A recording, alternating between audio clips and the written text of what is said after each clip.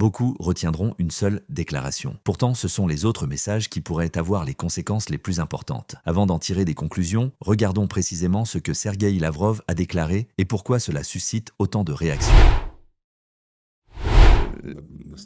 Établi dans les documents concernés. Aujourd'hui, avec les ministres, nous sommes concentrés sur les mesures visant à réaliser les décisions prises au sommet de Kazan, notamment la déclaration de Kazan et le plan global d'action pour 2030. Nous avons parlé des problématiques internationales, bien entendu. Nous avons une appréciation des affaires du monde, pour être très bref. Nous avons examiné les conséquences positives et négatives de ce qui se passe dans le monde. Ce processus fondateur c'est la création d'un monde multiple et d'un processus qui résiste à la domination sur la scène internationale de ceux qui dominent depuis 500 ans. Sous diverses formes, colonialisme et autres. Nous avons vu également examiner ce qui empêche le monde monopolaire basé sur un pied d'égalité et sur des positions de fond. Notamment s'agissant du colonialisme et de l'époque qui veulent vivre sur le compte des autres. Nous avons parlé de la nécessité de réformer les systèmes financiers et commerciaux mondiaux. Nous avons discuté des sanctions illégitimes, des droits de douane et de l'abus de position de l'Occident dans le système commercial et financier mondial.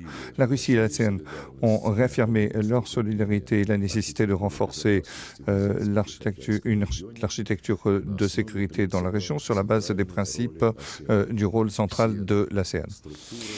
Toutes ces structures qui ont été créées à l'initiative de l'association, c'est notamment au sommet de l'Asie du Sud-Est et au forum de l'ASEAN sur la sécurité. Ce sont des mécanismes comme le Conseil des ministres de défense de l'ASEAN plus les partenaires.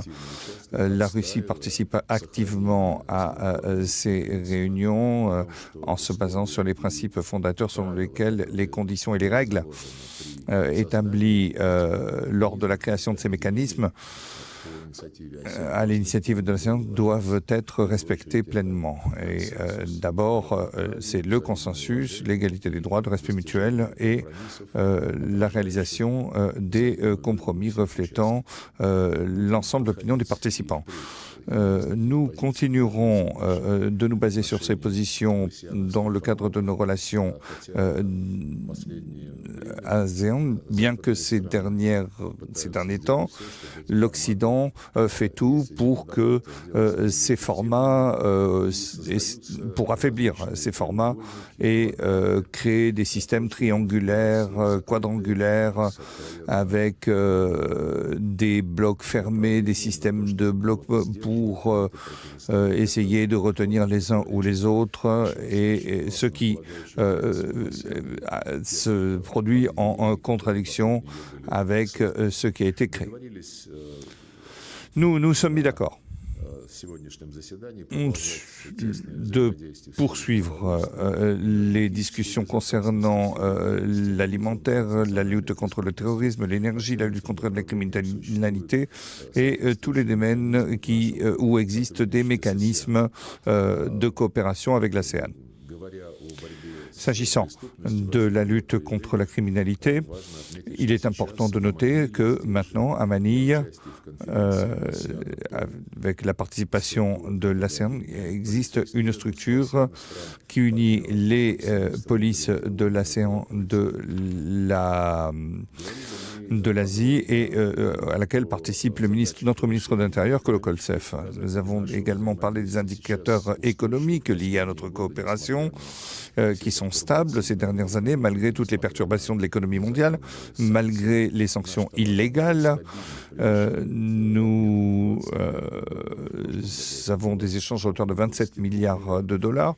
L'année dernière, c'était 22, mais il y a la possibilité aujourd'hui de doubler cet indicateur, cet indice, et sur la base d'une plateforme de développement économique, dans des domaines novateurs, notamment l'espace, la coopération maritime, des domaines qui ont été évoqués dans la déclaration de Kazan, et nos collègues ont réaffirmé leur intérêt en faveur d'un mouvement efficace pour résoudre les problèmes, réaliser les tâches et pour discuter de ce qui a été préparé à Kazan. Nous avons également noté le rôle de processus de développement dans la région, le fait que ce développement peut profiter à l'ASEAN, à l'organisation de Shanghai, de coopération de Shanghai, qui ainsi vont pouvoir exprimer leur potentiel et qui vont pouvoir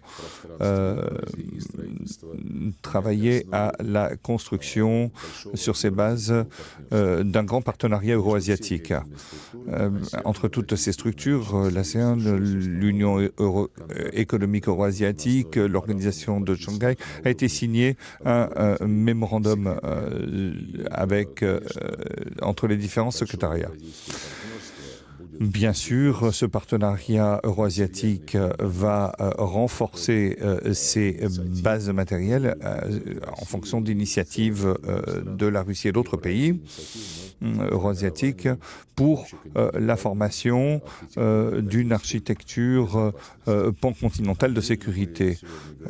Nous avons parlé également de la coopération dans le domaine culturel et notamment du renouvellement d'une réorganisation d'un sommet de la jeunesse prévu en octobre à Vladivostok, et nous avons réaffirmé notre invitation à tous les participants de l'ASEAN qui pourraient participer au Festival mondial de la jeunesse qui se tiendra cette année à Ekaterinbourg. Ainsi, la rencontre a été très utile et nous allons poursuivre nos travaux au niveau des experts. Vos questions.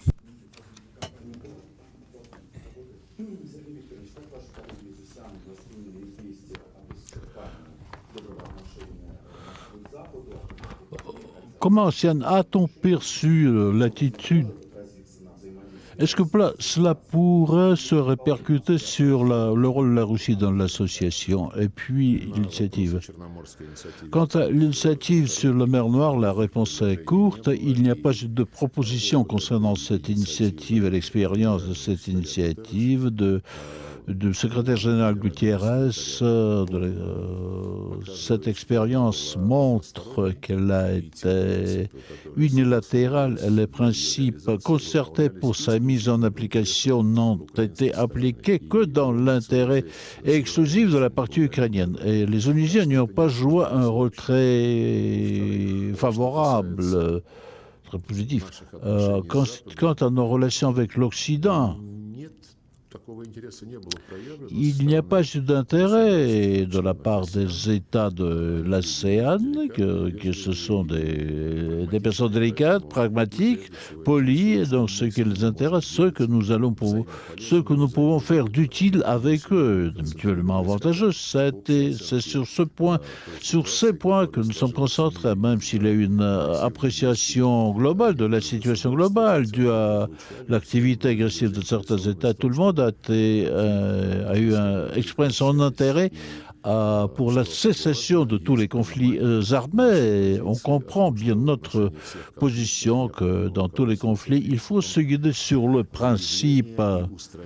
de dépistage, il s'agit de déceler et d'éradiquer les causes premières de ces conflits. Donc, nous avons rappelé la situation telle qu'elle existe autour de l'Ukraine. Nous ressentons que la plupart des pays perçoivent cela avec compréhension.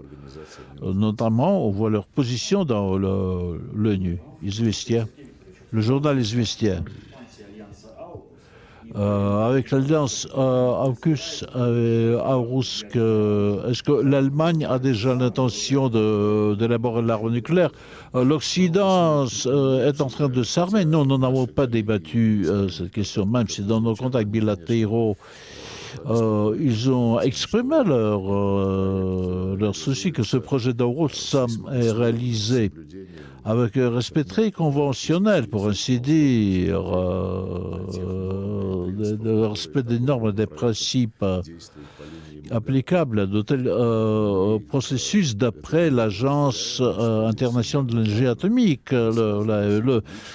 Nous avons exprimé notre position dans le cadre aussi de nos contacts avec le directeur général de l'AEE, que nous avons incité à de montrer plus d'attachement au principe de toutes les règles qui sont applicables à de telles situations. Quant à la RFA, cette information de notre service de renseignement extérieur qui a été publiée, nous en sommes responsables. Cela ne va pas sans susciter de l'inquiétude vu que les programmes nucléaires américains ont été créés par ceux qui se sont évadés de l'Allemagne nazie, qui ont été exfiltrés. Donc on a la mémoire qui demeure toujours. Il y a une autre question. À quoi l'Occident se prépare à quoi? Oui, l'Occident est en train de s'armer. Oui, les États-Unis, c'est un peu formule bizarre qu'ils ont autorisé l'Arabie Saoudite à pratiquer l'enrichissement de l'uranium. On peut autoriser, on n'a pas besoin d'autoriser parce que l'enrichissement de l'uranium dans des buts pacifiques, c'est le droit de n'importe quel pays signataire du traité de non-prolifération. Et lorsque Israël et les États-Unis ont lancé leur agression contre l'Iran, il n'y a pas eu de remarque de la part de l'ALE quant à l'état du programme nucléaire pacifique de la République islamique d'Iran. Et l'ALE a constamment confirmé que pour faire dévier ce programme vers des objectifs militaires, il n'y en a pas eu de symptômes.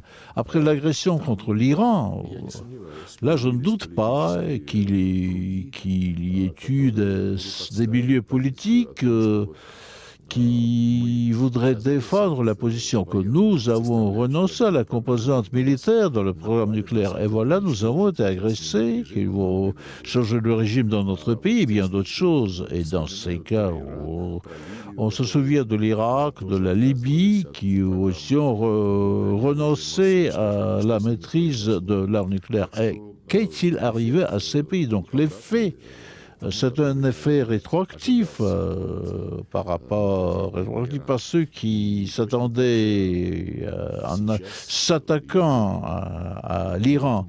Là, je pense qu'il y aura beaucoup vont regarder du côté de l'Iran et on évolue dans le sens où l'arme nucléaire qui pourrait, tant qu'il est possible, qui pourrait garantir la liberté et l'indépendance, là, il y aurait c'est la tournure d'esprit qui va progresser. C'est une des conséquences de l'action agressive des États-Unis et de leurs alliés qu'ils réalisent dans la politique mondiale en voulant préserver leur domination. La Rossiyska Gazeta. Monsieur Lavrov, quelle est la probabilité que les principes qui sont à la base de la déclaration de Gaza, qui seraient réalisés dans la pratique, surtout là où il est question du désir des partis de passer aux monnaies nationales et du refus de la politique des sanctions. Je pense que lorsque les présidents des pays se réunissent ensemble et qu'ils approuvent des documents qui ont été préparés pendant des mois au niveau d'experts ou de ministres, dans n'importe quel État normal, ces décisions doivent être appliquées. Donc, je ne veux pas dire que la probabilité, c'est hautement probable que ces documents seront appliqués. Là, il n'y a aucun doute. Il peut y avoir de doute. Il s'agit de modes d'évaluation, de plateformes de paiement qui permettent de contourner les sanctions secondaires qui sont illégales. Sur ce point, avec tous nos partenaires, nous avons un intérêt commun. Là, j'ai parlé au ministre des Affaires étrangères de Philippines, du Pakistan, d'Inde, du Bangladesh, du Brésil, du Pakistan, de l'Égypte, qui participent déjà au forum régional de sécurité en tant que pays partenaire. Première chaîne de télévision. La possibilité de rencontrer Marc Rubio, étant donné que les États-Unis ont oublié Anchorage, Trump a fait d'autres déclarations concernant le deal avec l'Ukraine. Bon, les rencontres sont possibles. Une rencontre avec Marc Rubio a déjà été concertée. Je l'ai vu à une réception. Nous avons confirmé demain. Elle aura lieu dans la première moitié de la journée. J'espère que nous pourrons vous en informer, faire part de nos impressions concernant cette rencontre. Quant à l'esprit d'Anchorage, là, je garde toujours sur moi, près de mon cœur, des citations, des déclarations qui ont été faites à Anchorage. Le président Poutine qui a dit qu'à Anchorage, on nous a demandé une solution de compromis formulée par les Américains. Nous avons réfléchi, et pas immédiatement, mais nous avons dit en arrivant à Anchorage que nous sommes d'accord. Il a exprimé l'espoir qu'aujourd'hui, le 15 août 2025, ces principes seront un point d'appui pour régler le problème ukrainien et pour le développement des relations américano-russes. Le président Trump a dit que nous avons tenu une rencontre très productive. Nous sommes tombés d'accord sur bien des questions. Il reste très peu de questions qu'il faut finaliser. Certains sont peut-être pas, mais l'une des plus qui est essentielle, mais nous avons une excellente chance de régler cette question aussi. Voilà, un jour plus tard, j'ai dit que une grande journée très heureuse à Alaska. Nous avons tous décidé que la meilleure voie de solution pour terminer la guerre, que c'est de s'attaquer à la formulation d'un accord de paix durable qui pourrait mettre une fin aux hostilités et non seulement un accord de cessez-le-feu. Le 18 août, il a dit que la paix sera durable, très durable. Il ne s'agit pas de 2 années de guerre, de paix, puis de la reprise des hostilités. Non, beaucoup de choses ont été dites, mais il ressort de ces situations qu'à l'issue d'Anchorage, les 2 présidents se sont exprimés nettement sur un consensus concernant les questions cruciales. Pour le moment, nos collègues américains n'ont pas encore répondu non à leurs propres propositions qui ont été déclarées, qui sont notoires pour tout le monde, parce qu'il y a eu beaucoup de commentaires à ce sujet. Mais en ce qui concerne les prévisions du président Trump concernant la progression vers le règlement, je demanderai demain à Marco Rubio, d'autant plus qu'il a commenté également les issues de Anchorage. Donc, de toute manière, notre rencontre demain sera utile. Il vaut mieux poser des questions directement pour avoir des réponses. La militarisation de l'Europe. Nos partenaires de l'ASEAN et nous aussi, nous avons une opinion unique à quoi cela pourrait nous conduire. Eh ben, dans toutes les forces que consacre l'Union européenne à ces réarmements avec nous, je n'exclus rien, je ne connais pas leur plan, mais ils sont, les Européens, ils sont assez lestes. Je ne vais pas trop m'étendre là-dessus. Je pense que tous ces dessins sont évidents. Les ministères de Défense, le service de renseignement, notre président qui commence ces questions qu'il s'agit de remilitariser l'Europe, l'Union européenne elle-même, qui, depuis longtemps, n'attache pas de priorité n'accorde pas la priorité au bien-être économique de ses citoyens. Et nous faisons des conclusions, non pas sur le plan analytique, mais aussi d'être matériellement prêts à toute évolution des événements. Peut-être quelqu'un l'a oublié, mais comme l'a dit notre président, c'était il y a quelques mois. On a demandé à Vladimir Poutine, concernant les préparatifs de l'Union européenne à la guerre, il a dit que nous n'avons pas l'intention d'agresser qui que ce soit, mais si eux, pour une nouvelle fois, en ramenant toute l'Europe sous les drapeaux qu'on connaît, essaient de nous attaquer, ce ne sera pas une guerre conventionnelle, elle sera autre, cette nouvelle guerre. L'agence Interfax. Bonjour, monsieur Lavrov. D'après les évaluations des services de renseignement américains, y a-t-il une chance de revenir à un règlement pacifique où ce conflit pourrait durer, qui pourrait déteindre sur l'économie russe? Je ne peux pas émettre des devinettes concernant si ça nous prendra beaucoup de temps, mais déjà à Washington, on a dit que tout cela, que ça a déjà été réglé, qu'on a obtenu une solution, que le détroit d'Ormuz est ouvert, puis il est de nouveau fermé, puis il y a eu d'autres interprétations du mémorandum d'Islamabad signé par les États-Unis et l'Iran. Ensuite, il y a eu la position d'Israël qu'elle n'est pas partie prenante dans ces entretiens. Ce mémorandum a pu Trump a dit récemment que ce mémorandum est annulé. Nul est non avenu. Donc, il est difficile de bâtir des hypothèses. Je crois que la continuation des hostilités n'est dans l'intérêt ni des États-Unis, ni dans ceux de l'Iran. Il y a ceux qui voudraient inciter chacune des parties, les encourager à poursuivre le conflit. Nous n'en sommes pas partis. À Washington, pour une raison que je ne comprends pas, on évoque le thème que la Chine et la Russie fournissent à l'Iran les armes que l'Iran utilise pour attaquer les sites américains. Mais là, c'est vraiment, on a du mal à même l'entendre. Je laisse à la conscience de ceux qui ont inventé cette information.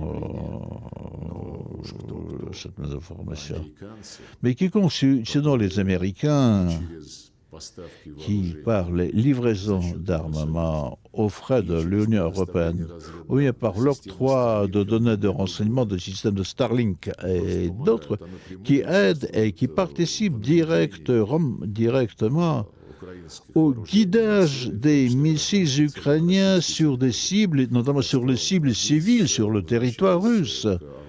Et pour revenir au détroit d'Ormuz, nous voulons faire cesser ce conflit, ça influe, ça déteint sur l'économie mondiale et la Russie, malgré toutes les sanctions, nous sommes, la plupart des pays du monde sont nos partenaires en matière économique, en matière d'investissement. La Russie doit être contente parce que les prix de pétrole grimpent plus haut. Nous avons intérêt à ce que des prix soient stables sur les marchés mondiaux, les prix des hydrocarbures, pour que nous puissions bâtir une politique énergétique à long terme. Même. Nous faisons des conclusions qu'à chaque moment, il peut y avoir une nouvelle aventure, donc notre économique, même en demeurant ouverte à des rapports honnêtes, de bonne foi avec tous les pays qui sont prêts à coopérer avec nous, et doit tout faire pour renforcer sa souveraineté nationale dans des sphères qui sont vitalement nécessaires pour le fonctionnement de notre État et pour assurer les besoins de nos citoyens. Bonjour. Samedi, le ministre de Défense du Japon a dit que les discussions sur l'arme nucléaire devraient avoir des résultats. Croyez-vous à l'apparition de l'arme nucléaire sur le territoire du Japon, même au début de cette discussion, sur l'impact de cette sur la situation de la péninsule coréenne? Est-ce qu'on a discuté de cette question? Je ne sais pas ce qu'a dit le ministre de la Défense japonais, je sais ce qu'a dit la première ministre Takaichi quand elle l'a déclaré. Je ne suis pas sûr, je peux citer textuellement qu'il est temps de revoir les 3 principes dans les constitutions du monde: ne pas produire, ne pas posséder, ni de déployer les armes nucléaires sur le territoire du Japon. C'est une déclaration ouverte du chef de gouvernement, c'est un signal très sérieux qui fait écho au processus de bon voisinage, étant donné que la République de Corée et les États-Unis, qui organisent régulièrement, d'une manière de plus en plus intense, des exercices de troupes qui implantent petit à petit une composante nucléaire dans ces exercices. Les Japon songe à se joindre à ces exercices militaires, donc la situation est grave. Donc c'est sérieux. Lorsque le ministre des Affaires étrangères coréen, Sun Suu-kyi, quand elle était en Russie, nous avons confirmé que nous soutenons le cours, la politique du président Kim Jong-un pour renforcer la souveraineté et la capacité de défense de la République populaire démocratique de Corée. Nous avons confirmé, comme l'a dit il y a 2 ans, officiellement que dans le contexte où autour de la Corée du Nord, il y a des jeux agressifs se déroule et qui dérive vers la rétention de la Corée du Nord et vise à provoquer le pays à des actes militaires. Là, nous ne voulons pas nous joindre aux appels à procéder à la dénucléarisation de la péninsule coréenne. La Corée du Nord a adopté des amendements de sa constitution, donc les conditions telles qu'elles étaient se sont réunies autour de cet État, et surtout l'ignorance des clauses de la résolution des Nations Unies pour faire faiblir, pour atténuer les sanctions. C'est car nos alliés, nos amis nord-coréens ne voient pas d'autres solutions pour défendre leur souveraineté. Et nous sommes compréhensifs envers leur position. Mais il y a le sens commun qui devrait l'emporter, nous l'espérons beaucoup. Parce que inciter, exacerber les tensions, le refuser à toutes les compréhensions qui ont été obtenues par les 6 pays, notamment sur la péninsule coréenne, donc la dénucléarisation, on évoque ce terme. Au début de la décennie précédente, au milieu des années précédentes, c'est tout simplement, ça devrait s'appliquer à toute la péninsule. Aujourd'hui, à Séoul et à Tokyo, certains politiciens américains évoquent la dénucléarisation de la République du Corée du Nord et non pas de la péninsule coréenne totale. Donc ça, c'est une nuance. J'espère que le sens commun triomphera. Il a été dit que dans le cadre de l'ASEAN, la Russie va attirer l'attention de ses partenaires au risque et du projet de l'expansion dans la zone de l'océan Indien-Pacifique. Nous avons attiré l'attention de nos partenaires de cette région et surtout avec les membres de l'ASEAN ils ne sont pas très enclins de s'exprimer publiquement sur ce thème. Mais je suis sûr, ce qui est confirmé par mes impressions après les contacts, ils voient des risques pour l'ASEAN, pour une architecture qui se construit autour de l'ASEAN, qui est bâtie pendant des décennies, avec des stratégies indo-pacifiques. Toutes ces stratégies indo-pacifiques, c'est une invention due avant tout, et personne ne le cacherait, qui est faite pour contenir la République populaire de Chine et pour laisser mettre à l'écart la Russie. Cela ne contredit pas les précises fondateurs de l'ASEAN, tout ce qui s'articule autour de cette institution, les sommets, le forum régional de sécurité, les conférences des ministres de défense plus. Donc, les stratégies indo-pacifiques sont remis par les 3, les 4 d'autres configurations de pays qui visent à s'opposer, qui visent à la confrontation, en fait. Les pays de l'ASEAN se rendent bien compte des risques. Ça, ce sont mes impressions que j'ai eues de ce qu'ils ont dû pour des affaires internationales. Et j'espère beaucoup que, comme ils disent eux-mêmes, que la voie de l'ASEAN Way va triompher, qui a été publié comme ouverture, universalité de tous les formats créés dans le domaine de la défense, du commerce, de la coopération humanitaire, et qui participent de consensus. Donc il y a ceux qui voudraient saper ce processus, qui voudraient céder l'ASEAN en entraînant les membres de ce pays dans des constructions, dans des blocs qu'ils voudraient bâtir dans cette partie du monde. Mais je pense que l'ASEAN serait fidèle au principe, le traité de Bali. Vendredi, nous allons célébrer le 70e anniversaire de l'adoption de ce document, et la Russie va souligner son attachement au principe. Après avoir écouté l'ensemble de cette intervention, une chose apparaît clairement: au-delà des déclarations sur l'Ukraine ou sur les relations entre Moscou et Washington, Sergueï Lavrov cherche surtout à transmettre une vision beaucoup plus large de l'ordre international. Dans son discours, il ne parle pas seulement de diplomatie. Il parle d'un monde qui, selon la position russe, est en train de changer profondément. Le premier élément qui ressort, c'est cette idée d'une transition vers un monde multipolaire. Depuis plusieurs années, Moscou défend l'idée qu'aucune puissance ne devrait pouvoir fixer seule les règles du jeu international. Cette conférence de presse s'inscrit totalement dans cette logique. À plusieurs reprises, Lavrov oppose deux modèles. D'un côté, un système qu'il décrit comme dominé depuis plusieurs siècles par les puissances occidentales. De l'autre, un système où plusieurs centres de décision coexistent, les BRIC, l'Organisation de coopération de Shanghai, l'Union économique eurasiatique, l'ASEAN et d'autres organisations régionales. Que l'on partage ou non cette analyse, il est intéressant de constater que cette vision est aujourd'hui reprise par un nombre croissant de pays émergents, qui souhaitent davantage de poids dans les institutions internationales. Le deuxième point important concerne les sanctions.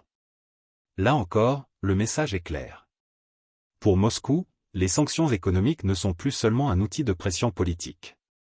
Elles accélèrent également la recherche d'alternatives. Paiement en monnaie nationale.